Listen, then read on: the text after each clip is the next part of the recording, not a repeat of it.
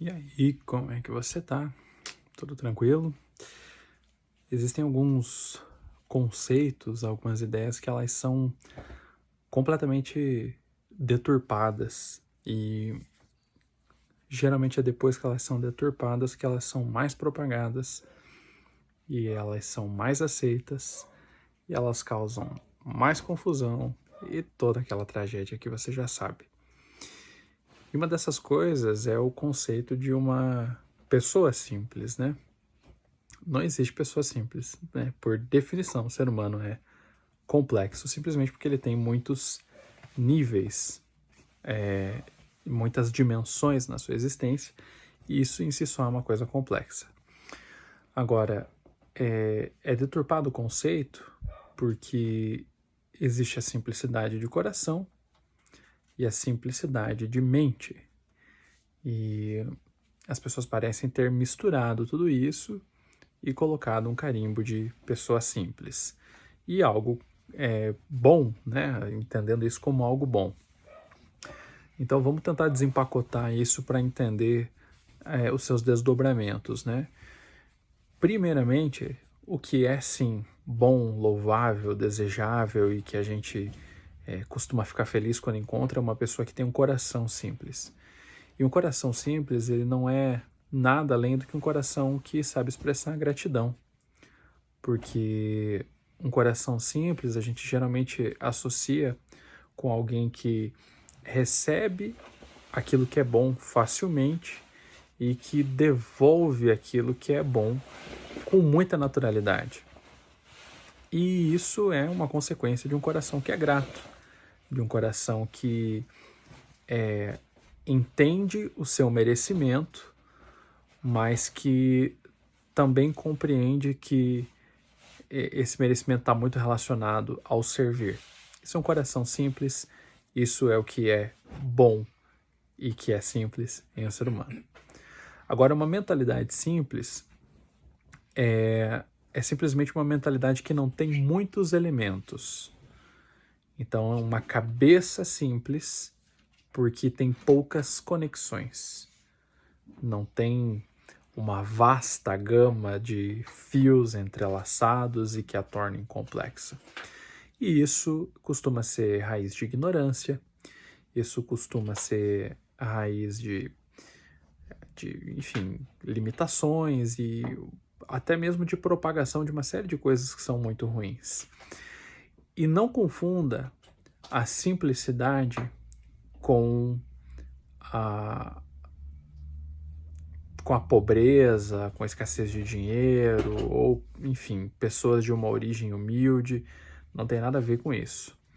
Eu conheço pelo menos uma pessoa que a gente pode encaixar na categoria do milionário e que, na verdade, é esse simples ruim. E por quê? Não é difícil da gente compreender. Nenhum ser humano consegue ser profundo sem ter passado por uma experiência significativa de sofrimento. O sofrimento ele é inerente à nossa vida, mas é certo que as nossas condições, né, elas podem propiciar mais ou menos oportunidades para o sofrimento e elas podem oferecer mais ou menos possibilidades para que nós possamos elaborar esse sofrimento. Alguém que não tem já na arrancada, né, muitos elementos que possibilitem esse tipo de crescimento, é alguém que não vai conseguir ter esse tipo de profundidade. Aí você pode falar assim, mas, poxa, talvez a pessoa nasceu aí em um berço de ouro e viajou o mundo e viu muitas coisas e tudo mais. Como é que fica isso? Existe uma diferença muito grande entre uma profundidade de uma inteligência existencial e a mera oportunidade da contemplação. Porque a contemplação, ela simplesmente destaca alguns pontos. Então, se eu não tenho uma experiência significativa de sofrimento que foi ressignificada, mas eu consegui ver muita coisa, isso me oferece possibilidades de contemplação. Ou seja, eu consigo contrapor diferentes experiências de outros e perceber pequenos fragmentos, né, dessa realidade, né, essa contraposição, esse choque de imagens, ele gera percepções e até talvez insights interessantes, mas nada disso tem o poder que uma experiência de sofrimento tem para oferecer para um ser humano. Simplesmente porque o sofrimento, ele é algo que nos parece contrário àquilo que a nossa natureza deseja. Porque desde o momento que você vem ao mundo, que você encara dores, né? O que você está acostumado é que entreguem para você uma forma de neutralizar a dor e o desconforto. Você nasce com frio, tratam de te aquecer. Você nasce com fome, tratam de te alimentar. Você começa a desenvolver o seu sistema respiratório e logo você recebe outros tipos de conforto. Quando o bebê começa a desenvolver o sistema digestivo, porque ele está se alimentando pela primeira vez pela boca, ele sente muita cólica, muita dor, porque aquele sistema, por mais que estivesse pronto, nunca foi usado. Mas também vem as formas de conforto e de neutralizar aquela dor. Então, quando você se vê dentro de uma experiência dessa, ela parece algo antinatural. Só que quando você é levado tão longe quanto é possível chegar numa experiência de sofrimento, desde que isso não aconteça de uma forma solitária, que haja conexão humana, isso tem o potencial de te levar até aquele extremo e depois levar você de volta para a superfície, onde você tem condições de respirar novamente. E quando você chega lá desse outro lado, aí você é uma outra pessoa, porque não é o sofrimento em si, mas a possibilidade de ter chegado ao limite da subjetividade é o que desperta um olhar mais aprofundado para as coisas. E quer saber? São essas pessoas que se tornam os grandes especialistas em conexão humana. Não é um diploma que faz isso. Não é uma certificação de terapeuta. Né? Talvez a pessoa não tenha necessariamente os instrumentos para isso, mas você nunca vai ver alguém que sofreu muito e superou ouvir reclamações de que não é um bom ouvinte, que é uma pessoa apática, porque a pessoa entende o lado do outro, ela consegue se conectar verdadeiramente às pessoas simplesmente porque ela conhece aquele trajeto. Ela conhece até onde alguém pode chegar. Ela entende que o sofrimento ele é pungente, ele machuca, só que ele também molda, transforma e te faz chegar do outro lado mais forte. Né? Você pode dar uma olhada aí em algo chamado a jornada do herói, ou melhor, nem olhe, né? Deixa eu falar para você sobre isso amanhã, tá bom? Para eu não me perder no raciocínio. Mas é somente o sofrimento que faz esse nível de profundidade acontecer. E o que acontece? É só quando você tem esse tipo de vivência para você se aprofundar. E é só nessa profundidade que você tem um despertar da sua consciência. E aí é que o jogo muda. Porque quando você tem um despertar de consciência, você projeta a sua vida de uma maneira diferente e você começa a ter acesso ao ponto da nossa existência que é mais complicado, porque eu garanto para você, se resolver consigo próprio é brincadeira de criança perto do que é lidar com a loucura do outro. Mas, tô errado? Não, né? Pois é. Então, lidar com a tua própria loucura é uma volta no parque comparado com o que é lidar com os sofrimentos dos outros. Simplesmente porque se você quisesse entender plenamente o sofrimento do outro, você ia ter que viver absolutamente tudo que ele viveu. Você não tem vida, nem energia, enfim, não é nem possível uma coisa dessa, né? O máximo que você pode oferecer é empatia. Mas o que é importante que você entenda nisso? Quando você tem essa profundidade, você tem consciência. Quando você tem consciência, você passa a prestar atenção em algo que se chama ambiência. E basicamente, assim, qualquer pessoa já sentiu isso. Você entra e sai de um lugar e você não está do mesmo jeito. Você sofreu o efeito da ambiência. E o problema é que a expressiva maioria das pessoas é inconsciente quando a gente fala, né, do quesito existência. Então a maior parte das pessoas está exalando alguma coisa e não se dá conta.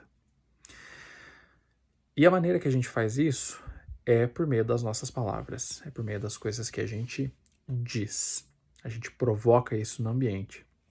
E não é só aquela coisa assim, as palavras têm poder, as palavras isso ou aquilo. Embora elas tenham e tudo isso seja verdade, mas você não precisa ouvir isso de mim, porque você já ouve isso a sua vida inteira em toda a parte. Mas, essencialmente é assim, existem coisas que só podem ser reais por meio da linguagem. Eu gosto de usar como exemplo a promessa. Se eu falo para você, olha, eu prometo que amanhã eu vou fazer um vídeo sobre isso, essa realidade da promessa ela só existe nas minhas palavras. Se elas não forem registradas, eu me esqueci, você esqueceu, isso não impactou mais a realidade. Então, esse é um exemplo de coisas que só se tornam reais por meio da nossa linguagem. Lá na sua quarta série, você já ouvia falar disso. Só que a sua professora chamava isso de verbo abstrato. E aí beleza, você entendeu isso naquele momento e não aprofundou mais essa noção. E que bom, né? Porque na quarta série é meio perturbador se pensar nessas coisas. Mas o ponto é, a realidade é alterada por aquilo que nós falamos. Então, quando você está num ambiente que é constantemente bombardeado por pessoas que não são conscientes daquilo que elas estão dizendo e propagando, isso gera ambientes que podem ter as duas coisas, né? Você pode ter um monte de gente que está com uma atitude bacana, você pode ter um monte de gente que está tá prosperando, está se projetando para alvos, às vezes nem tem a complexidade dessas palavras para expressar isso, mas está num ambiente de crescimento, né? de florescimento, e você é alimentado por aquilo. Mas com maior frequência do que isso, você estar em um ambiente, em circunstâncias onde o contrário acontece, onde você tem aquela reclamação, onde você tem aquela, enfim, tudo que você pode imaginar de ruim sendo projetado, né? Tem gente que faz isso e não está nem falando com você, só está praguejando o tempo inteiro. E isso causa aquela atmosfera tóxica, né? E quisera fosse algo simples, como simplesmente sair de perto. Na maior parte dos casos, na verdade, você não tem como fazer isso, a depender de qual que é o contexto, qual que é a circunstância. E a conclusão que a gente chega é o seguinte, existem algumas pessoas cujo trabalho é manipular uma atmosfera tóxica. Então, tem pessoas que trabalham com lixo hospitalar. Isso é algo muito necessário no mundo. Existem pessoas que trabalham com, como é que chama? Radiação, né? E isso é algo também necessário, ou que se fez necessário. Existem ambientes hospitalares que eles são completamente esterilizados, e isso é necessário. Então, não necessariamente o ambiente tóxico ele precisa deixar de existir, porque isso seria ingênuo da nossa parte. Você só não pode inalar. Da mesma forma que a pessoa que vai trabalhar com radiação ou que vai esterilizar um centro cirúrgico, ela não precisa que aquilo deixe de existir ou ela não esteja presente. Aliás, ela pode ter a nobre missão de trabalhar aquele ambiente para que ele seja habitável, que ele deixe de ser inóspito. Então, ele não precisa que a toxicidade deixe de existir, mas ela não pode me afetar. E qualquer ambiente físico que é tóxico, ele te intoxica através do ar ou através do contato. Então, é através daquilo que você está inalando, simplesmente porque você está lá e faz isso de forma inconsciente, porque afinal de contas, você precisa inalar o que vem pelo nariz para você se manter vivo, e não tem como você separar o que é tóxico e oxigênio sozinho, sem o auxílio de uma máscara. E você também precisa se mover e tocar nas coisas, né? Então, para isso existem os artifícios das roupas e das máscaras. Então, lembra que eu falei para você, acho que foi ontem, eu nunca tenho certeza se foi no dia anterior ou mais, mas acho que foi ontem. Tudo aquilo que existe no domínio do seu corpo, existe no domínio da sua alma e no domínio do seu espírito. Hoje a gente está falando mais de alma, Mas nós poderíamos aplicar essa mesma lógica para o mundo espiritual também. Mas entenda essa analogia, então, que na sua alma você vai precisar desses filtros. O problema não é você respirar. O que é necessário é que você tenha consciência que aquilo é tóxico para que você faça uso daquilo que vai filtrar aquilo que você vai receber, né? E é basicamente assim, o filtro não faz com que aquilo que é tóxico deixe de existir. Ele só faz com que não chegue até os seus pulmões. Da mesma forma, a roupa está ali para te lembrar de que você pode se mover e pode tocar as coisas. Mas no momento que aquilo terminar, essa roupa não pode te seguir para o seu sofá, para sua cozinha, não pode entrar no seu banheiro, né? Ela tem que ser também esterilizada ou ficar no mesmo ambiente que você acabou de sair, né? Eu sei que é meio maluco isso, mas é para você entender a construção geral das coisas. Existem coisas que são deturpadas na sua lógica, e isso gera algumas confusões, e isso gera com que as pessoas não tenham consciência. Pelo fato das pessoas não terem consciência, elas não percebem que elas geram uma ambiência, e você muitas vezes está nesse nível também, e aí você está em ambientes que estão te envenenando e você não tem muita consciência. Ou quando tem, você tem muita dificuldade em dissociar aquilo que você está inalando e você acredita que é uma situação sem saída, porque afinal de contas você precisa do oxigênio. Mas como é que eu separo o oxigênio do veneno, né? É dessa forma, você tem que ter os artifícios, você tem que ter o filtro e entender principalmente que aquilo que é tóxico não vai deixar de existir. Você só não pode levar para casa, tá bom? Espero que isso tenha feito sentido, espero que isso tenha te deixado muito incomodado e que você se manifeste para que a gente possa falar mais sobre isso. Tamo junto, até depois do fim.